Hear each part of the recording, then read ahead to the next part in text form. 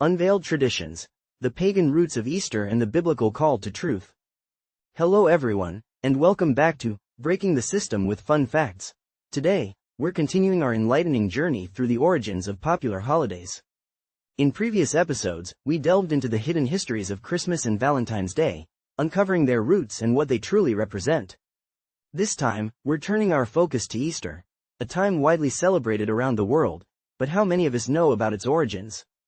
Join me as we unravel the story of Easter and discover why it's crucial to reconsider its celebration. Historical origins. Long before Easter was marked by sunrise services and chocolate bunnies, it began as a celebration deeply rooted in ancient traditions. Spring has always been a significant time for various cultures, symbolizing rebirth and renewal. In these ancient festivities, many celebrated deities linked to fertility and renewal, like the Mesopotamian goddess Ishtar and the Anglo-Saxon Yoster, both of whom lent their names to what we now call Easter. These goddesses were often depicted with symbols of fertility and new life, such as eggs and rabbits, elements that intriguingly persist in today's Easter celebrations. Adoption by Christianity. As Christianity spread across the Roman Empire, the early church faced numerous challenges in merging a wide array of beliefs and customs. In an effort to integrate converts, Christian leaders sometimes adapted pagan festivals, giving them new Christian meanings. Easter is a prime example, where the celebration of Jesus Christ's resurrection was aligned with these pre-existing spring festivals.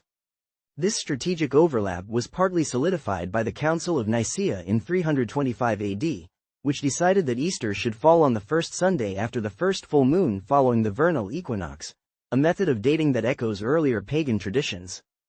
The true timing of Christ's resurrection. While Easter purports to celebrate the resurrection of Jesus Christ, it's crucial to understand the true biblical timeline of these events.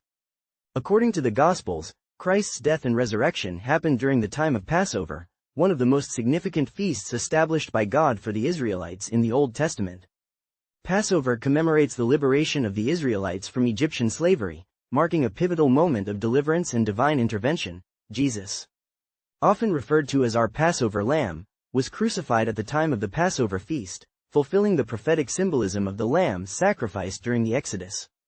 His resurrection, occurring 3 days after his death, coincides with the Feast of First Fruits, which is part of the Passover celebration.